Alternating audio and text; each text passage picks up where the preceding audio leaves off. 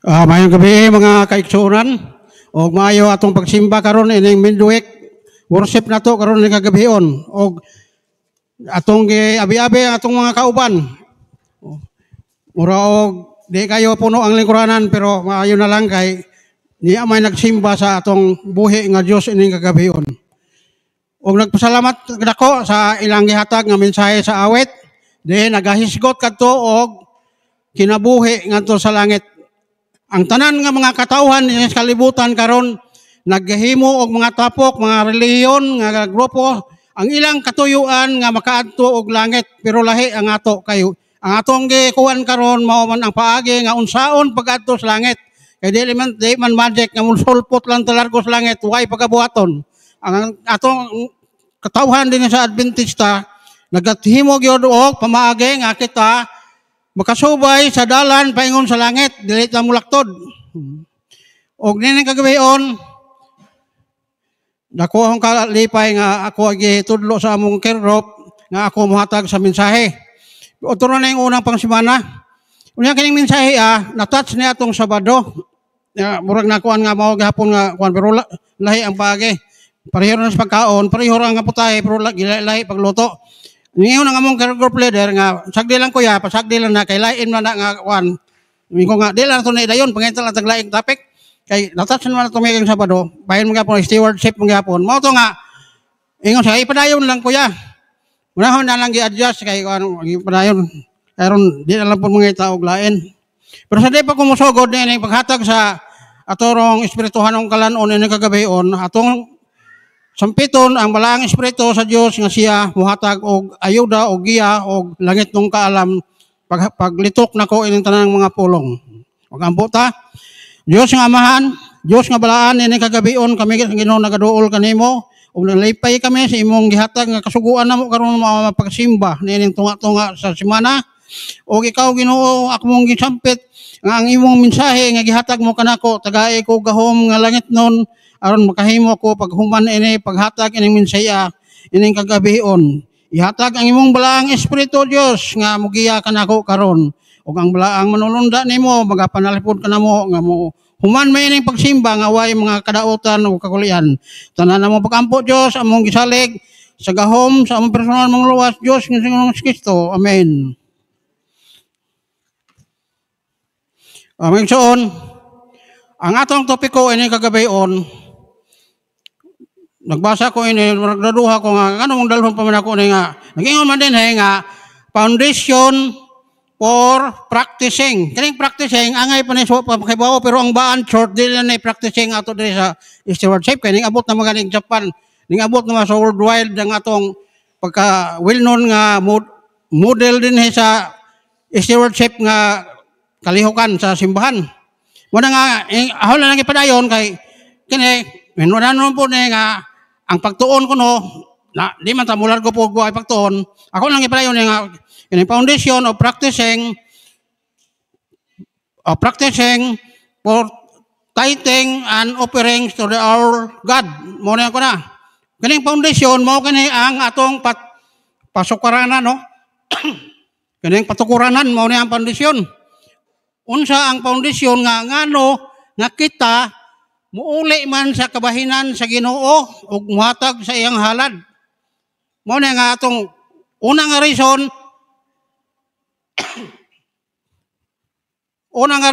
nag-ingon din nga God is the owner. Ang Ginoo mao ang tag-iya sa tanan nga mga butang dinhi sa kalibutan ug siya ang naghihimo sa tanan nga mga kinabuhi dinhi sa kalibutan ug sa universo. Mao na nga ang unang katarungan, God is the owner. Panalitan mga igsoon, na imong yuta, dili na imong yuta, nag-umara ka diha. Karon ang tag-iya si yuta, nag-ingon nga, mudawat siya o kabahinan. Pero ang pangayo sa Ginoo nga kabahinan, o parte sa abot sa yuta, gamay ra kayo.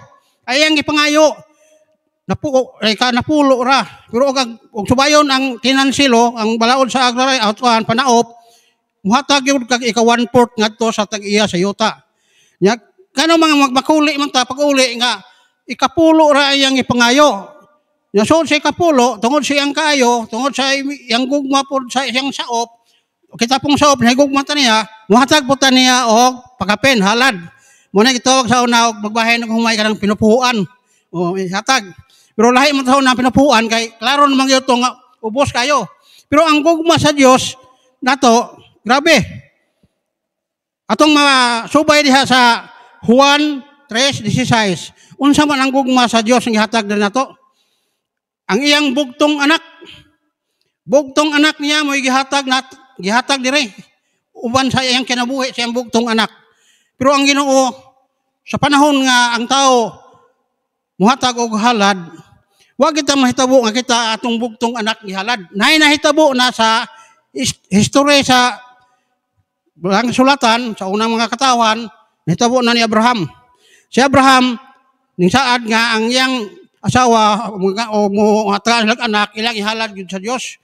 Tungod sa matinuan ni Abraham, siya ang amahan sa pagtuo, amahan sa pagtuo kanto sa Ginoo, mo itong iyang gibuhat. Pero ang Ginoo, dili yun musugot nga ang inyong bugtong anak ihalad. Ngano, gisanta si Abraham. Wa yun musugot. Pero ang iya pangayos Ginoo, ang kabahinan na lang niya, ang iya lang halad nga kinsing-kasing nato. Mo po nang uban nga relihiyon, mubasi sad. Nganong mukuan man ang COP. Pugsanay din nga ang diha, anang kuman, anang gugma raman. Kulay man kay ang gugma sa Adventista, tininuod nga gugma. Muna nga, muhatagin mo nga mutupong sa, mulabaw pa sa ikapulo. Kaya ang ipangayo sa Ginoo gani sa iyang kabahinan, ikapulo, giklaro gini niya nga ikapulo. Ang atong iuli. O atong basahon din siyang referensya, din sa iyang pagka-ownership niya, makita nato din sa Salmo 24:1. Nag-ingon din nga, iya sa Ginoo ang tibuok kalibutan. Way sobra, way kuwang basta tibuok. Ang tibuok yun, no? Bisang napuyo pagkabuhol, maapil gapon ka kay nasuod na kas kalibutan. Muna nga, ang tibuok yun kalibutan, iya sa Ginoo. Og ang tanan nga anaa ini. Way sipyat, ang tanan yung nasuod sa kalibutan, iya gyud na sa Ginoo. Dili na ikalimod. Ang yuta og ang kadagatan og ang tanan nga nagapuyo niini. Iya gyud tanan day. Wala nga may obligasyon gyud ta, may kwanta nga mo hatag sa Ginoo kay ang Ginoo mao ang tag-iya sa tanan butang dinhi sa kalibutan. Og ang iyang sugo nga iuli ang ikapulo, gamay ra kaayo na kay og ugbot kwintahon ug dinhi sa balaod sa yuta, ang tang-iya sa yuta adto gyud sa 1/4, 25% ang iuli, ang sa Ginoo karon 10% ra. Unya magmakuli pagud ta nga 10% ra ang iuli. Mo na nga ang Ginoo gyud angay ginatok iuli kay siya ang tag-iya. Primero na nga prueba nga ang tag-iya ang Ginoo. Ikaduha, dinhi sa Salmo 50:10. Ang Ginoo nag-ingon ang Ginoo nag-ingon kay akoa ang tanan mananap nga nagpuyo sa kalasangan og lakip na ang mga linibong mga baka diha sa linibong kabungturan og linibong mga kamanapan sa kapatagan. Way sipyat tanan. Kung ikaw nagbalhin-balhin ka og baka karon, niya mo ingon kasi mong silingan nga ako man niya mo ingon ba na usay mga pagka hambugero sa tao. Kining baka ha, isa ra gyud ni kabuok sa una. Nya kay ako man gyud manong maayo ning daghan kayo sila, pero wa gyud siya mo ingon nga gitabangan man ko sa Ginoo, giangkon usay. Say mo ingon nga ngilabtan man akong baka. Pero og kwintahon kanang baka nga naglakaw-lakaw diha nimo, iya na sa Ginoo kay naa may iyang pulong din sa kasulatan nga iya na. Nya dinhi na puta sa bande. Karon parehong silingan sa una dito ko ang hingadtog diwalwal. Pag uli na kay sige mo po siya pangawat og stock dito na daghag kwarta naghan uli bangka mga barkada hala inom dito. Wa ganay makay hibaw wa sige kakuan nga ang iya to Ginoo. Yung mo ingon lang ako manay kay kini akong gikamang-kamangan dito sa ilawom tunnel. Kung wa pa ang Ginoo maluoy kanimo okay, dakdakan ka sa bato dito, okay, bardawnan ka, di ka kakuha to. Kay kanang butang nga iya na sa Ginoo. Kanang ingon man siya dire sa Hagyo 2:8. Ingon siya dire sa Hagyo sa 2:8. Ingon siya nga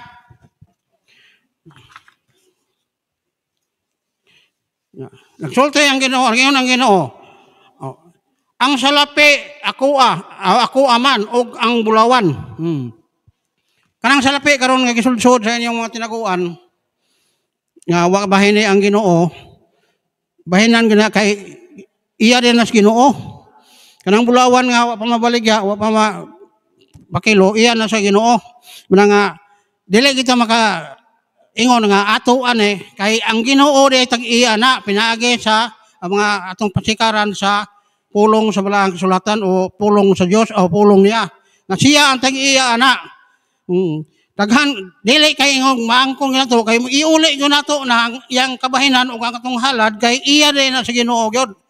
Hantod karon daghan pang makahibawo ini nga ang kanang ilang kuptan nga mga bahande mga kwan hantod ng uban kani magpatay tungod sa na wa gani nila isalig sa Ginoo unsaon nga kwan largo na sila mag hinakog ilang bahande nga ang tag-iya na ang Ginoo man. Muna nga ang una nga patukuranan, pasikaranan. Ngano nga atong iuli magtuon man ta sa pag-uli sa ikapulo og sa mga halad ngadto sa Dios.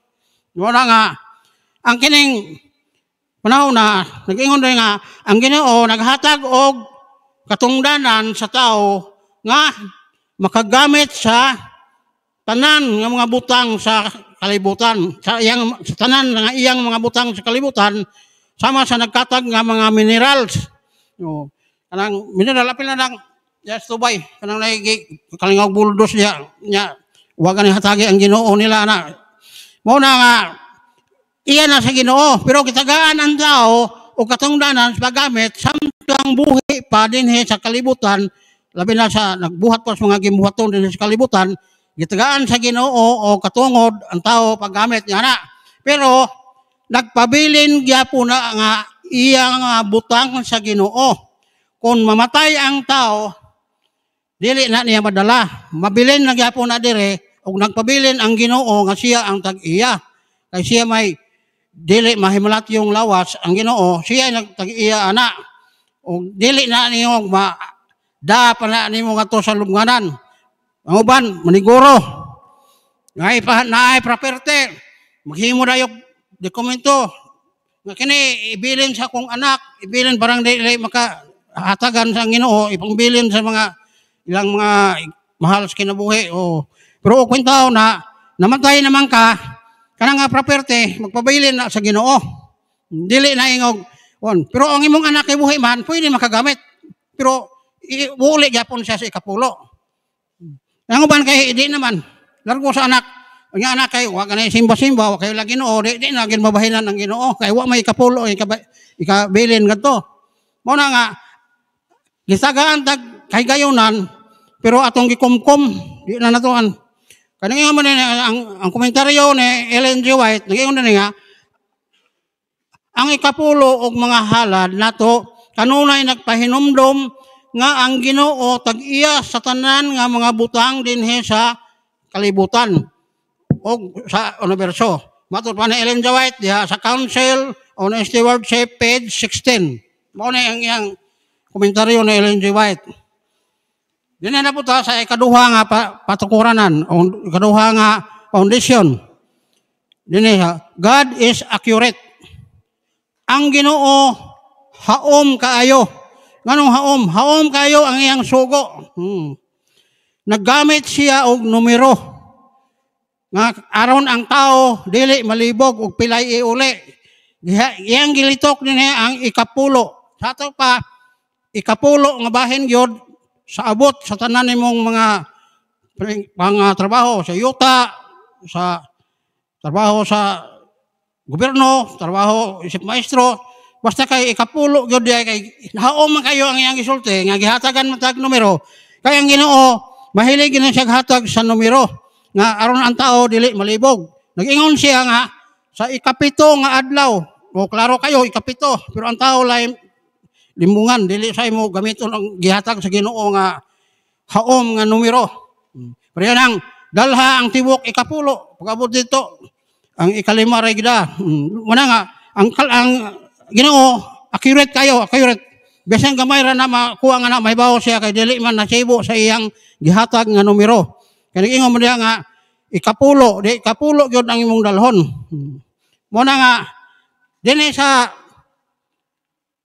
Malakias 3:8 ngadto sa 10, nag-ingon din sa una ng bersikulo, nangutana ang Ginoo, matarong ba sa usa ka tawo ang pagtikas sa Dios? Kini ko man King James man siya kuan. Kay ngayon po sa ka version nga nakapangawat ba ang katawhan sa Dios? Tikas, kawat, tulis, pulos na sa lawayon nga buhat. Og mitubag ang gipangutana ni si Propeta Malakias og gitubag ang si Propeta Malakias dili matarong. Pero ang Dios miingon. Gitikasan ako ninyo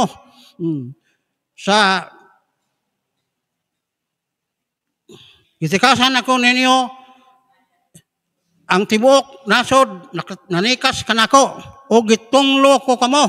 Oh. Dato pa ang Ginoo nahibaw gyud nga nanikas kay ngano atong panahon na ang Israelita wa naman makahiusa. Mao ito nga kuha na ni sa Ginoo si Propeta Malakias kitagag mensahe para nga ang mga katawhan sa Israel mensahean ni Propeta Malakias nga sayop na ang inyong mga trabaho. Ang Ginoo nagasulti nga nanikas na mo.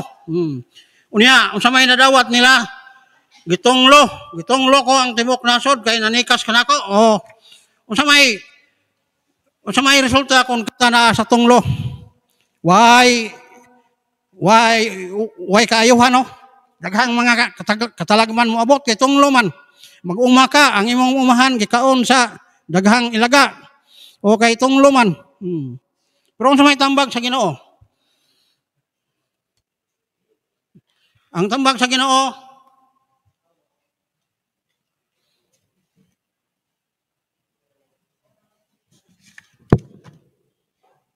Ang tambag sa Ginoo dinhi sa bersikulo 10 nag-ingon nga dalahan ninyo ang tibuok ikapulo ngadto sa akong balay nga mao ang templo. Aron adunay pagkaon didto. Gihagit din ang katawhan sulay ako ninyo og makita ninyo nga ablihan ko ang bahandi sa langit. Pero sa ilain nga bersyon ay tambuan sa langit. Pero sa kuan bahandi sa langit og ibubo ko kaninyo sa mga kadagaya gayod nga panalangin. Ni mao ning duha ka butang. Kung di ta mo uli sa ikapulo og halad tunglo. Kung atong sunod ta siyang sugo sa Ginoo nga iuli nato ug uban ang halad panalangin. Unya karon asa man tayo ni sa panalangin ug tunglo. Panalangin no? O kasi siyempre kay mamaya atong ludluran pig ampo nga matagaan yung panalangin. Ya magabot sa panalangin, mangayo pag yung panalangin. Ang mamanang nga way pagka kuan sa tao, wag may kutob, ginutuban ang atong kuan nato. Handom nga sige panalangin. Muna nga panalangin ang ihatag. Muna nga ato yung sundon ang iyang haom nga gisugo nga mao ang ikapulo og ang halad. Mao na nga atong buhaton na parang moabot sa atong kinabuhi ang panalangin. Kung panalanginan ta kanunay, pero dili na to sabton mga igsoon nga kung kita naghatag ini COP nga wa na gyoy katalagman moabot sa imong kinabuhi. Kay pareho to ni atong mga igsoon. Daghang mo ingon nga nag-COP man to pero nganon namatay man. Mamatay man yun ang tao. Bisan unsaon kay ang Ginoo gani naghatag og example nga malatyon ang iyang anak ipadadire nga gipatay sa tawhanon nga lawas noon nakamatay pero sa espirituhan wa mamatay. Mao na nga di na to saligan, di na to maingon ta nga ang atong paghimog COP para nga dili ta mamatay, dili ta masakit, wala. Pero ang kabubuton sa Dios naaw sa na kay mga pagsuway man na, mga pagsuway man na nato. Way bale, nagsiupi ka, namatay man gani, pero nabuhi man, nakaangkon man sa saad, sa langit noong puloy-an, pero og di ka mag-uli sa ikapulo og sa halad, mamatay ka, pero patay gyud, wa na ipakabuhi. Mao na diha nga ang ganansya nato nga kitang mga Adventista nga naghimo ta ini nga kausa, naghimo ta ini nga pagsugot sa kasuguan. Ang atong ganansya ini mamatay og mabuhi, ang langit nung puloy-an maoy atong paingnan. Mao na nga di nato ingnon nga nagsiupi ko nya mabakslide na noon. Kay naay kaysa nga nakakuan ko sa gipos sa cellphone. Kay bago pa man ko nagamit cellphone, nagwa cellphone December pa. Wali ko antigo pa ganing uban ning mga kuan. Nakabasa ko diha nga ako Adventista o Katoliko sa una. Unya sud ko Adventista 5 ka tuig. Karon kay nakabasa ko sa kasulatan nga ang kanang ikapulo og halad gikan ni nas abot sa yuta. Oh.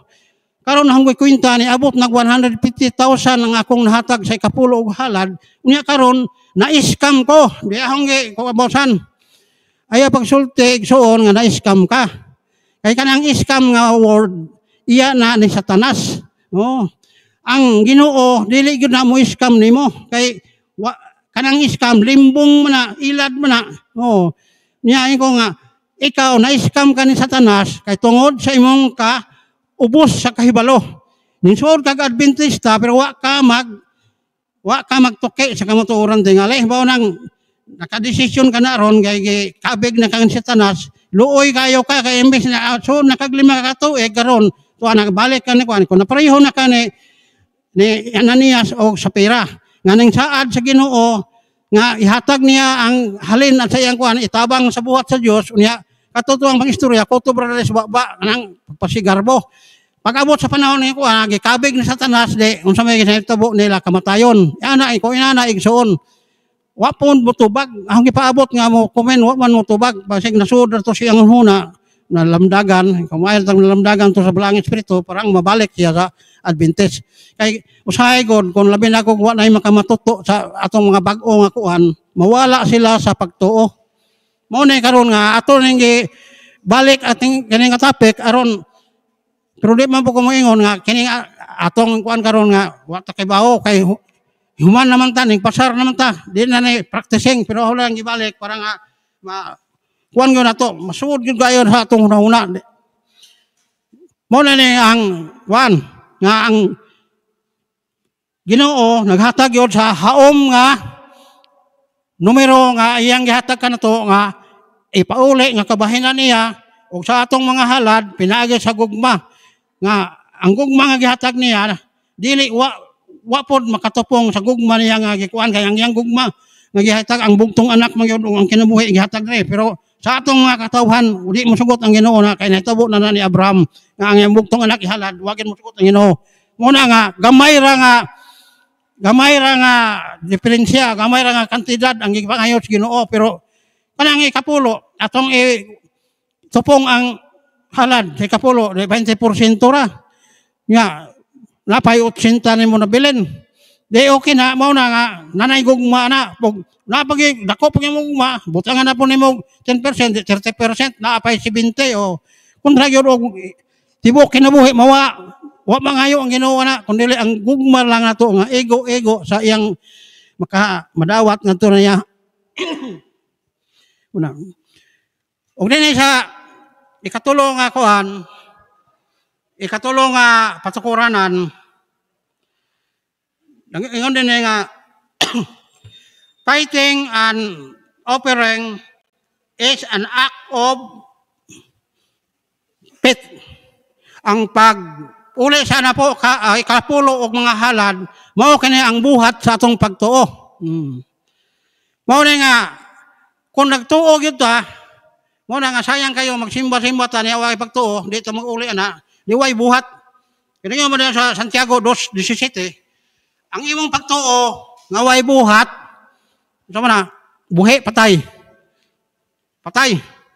Muna nga, kung nag-uli ta sa ikapulo o halad, nagpakita nga ang imong pagtuo na ay buhat. Muna nga, gihatagan ta o kalam sa pag-uli nining atong ikapulo o halad para nga ang atong pagtuo na ay buhat. Makita. Mayon nga, sige, lagwali anang COP, tithing, unya, why income ang simbahan, kawa manghatag mga katawan. Hindi, patay. Patay ang simbahan, kaya wa may pundo. O, kani yung ang Ginoo nga, dalha dito sa ang mulay, aron na kalanon, kanang kalanon na dili na kayo luto, nga ginungag diha, kung dili, kalanon, aron na atong galamiton, dili, na galamiton sa buhat sa kalihukan sa pagmensahe, anak, saran. O na nga, iuli yun na to ang ikapulo, o ihatag ang atong halad. Mao na nga ang buhat sa atong pagtuo, pagpakita nga pinagis, pagbalik, pag-uli sa atong halad o pag-uli sa atong ikapulo o paghatag sa atong halad. Kaya nga naman mga nagayong madara nga, God will keep His word. Ang Ginoo dili mapakyas ang iyang pulong o ang iyang mga saad. Kung mag-uli ka sa ikapulo o maghatag sa ikahalad, na imong paglaom, lauman nimo ang saad sa Dios, katong saad niya dire sa kaning Malakias 3:9 o 3:10 nga tagaan gyud ta og panalangin. Muna nga atong iuli ang ikapulo og halad para nga naay atong paglaom kay ang Ginoo dili gyud na siya mo pakyas sa iyang pulong o sa iyang saad. Pinasikad sa referensya sa Bible dinha sa Numeros 23:19. Ngayon rin nga, ang Diyos dili tao. Busa, dili siya mamakak. Dili siya anak sa tao. Busa, ang iyang hunahuna, dili mausab. Di klaro kayo, ang Ginoo na agyoy, paglaom ta nga, atong lauman ang iyang saad o ang iyang pulong, kay di yun mamakak ang Ginoo. Kay naamay atong makita nga pulong din sa Biblia, nga pasikaran. Ngayon po din nga sa ikaduha, under niya sa tithing is an act of faith. Ikaduha, ngayon nga, God, what beats ludic words? Unsa ang mayong buhat sa Dios pinaagi sa iyang pulong og atong tuuhan og saligan. Kini nahitabo ni diha sa Lucas. Sa Lucas 4 ngadto sa 6. Then ang mga tinun-an nanagat sa tibuok gabi way kuha. Pag-abot ni Gidool si Ginoong Hesus ug mingon nga ningon dito nga Simon. Mitubag si Simon nga kaniya nga magtutudlo unsa man itaktak ang inyong mga pukot amadto kamo sa laod ug itaktak ang inyong mga pukot. Ningon si Simon nga apan magtutudlo tibuok gabi kaming naghago pero wa gyud mi kuha o itaktak ay kumikan kay niingon man ka magtutudlo nga itaktak ang itaktak day pagkaron pagkuha pa napuno sa isda ang iyang pukot og wa nay kabutangan ug gitawag ang ubang mga katawan sa ubang sakayan para nga kuan nga ang Ginoo gani mo istorya tinuod yun na nga naay kaayuhan naay panalangin kay gisugo na gud sila sa Ginoo nga itaktak unya pareha po nato karon ug ang Ginoo nag-ingon nga iuli ang ikapulo ato gyud ang iuli kay naagay panalangin nga mapaabot nato. Kay sumala sa atong nangaybawan sa daghan kayong mga testimony. Kadaugan man gyud ang gihatag sa Ginoo sa masinudanon sa ikapulo og sa halad, mga halad. Kadaugan man kasagaran. Bisan sa mga kinabuhi nato dinhi sa sud ini iglesia sa Baan. Pulos man kadaugan. Kato galing nangamatay, kadaugan man gyapon to. Dali man to ingog kuan kay nangamatay sila nga niaman sa pagtuo. Namatay sila nga nagsunod sa sugo sa Ginoo. Unsa may ko nakadaugan na kay namay lang kinabuhing dayon adto. Way kapakyasan. Muna nga atong pagtuon karon ini kuan dili naman ni angay pagtuon kay ingabot na magaling Japan gumikan ini kuan pang ini nga buhat. Kini ako lang ning pagpatalinghog o bird's eye view pag-review sa tanan na kuan hinautong ta Ginoo hinautong ta mga igsoon nga kining jutay nga mensahe ning kagabihon igo na nakapukaw sa atong kasing-kasing nga dili kita mobuwag sa atong kalihukan dinhi o atong gimbuhaton. sa paghatag sa ikapulo o paghatag sa iyang halad nga sibo gyud nga magamit na dinhi sa iglesia nga dili ta magkalisod-lisod. Moyo akong pag-ampo ining kagabion ug daghang salamat. Hinaot unta ang Ginoo, magpanalangin.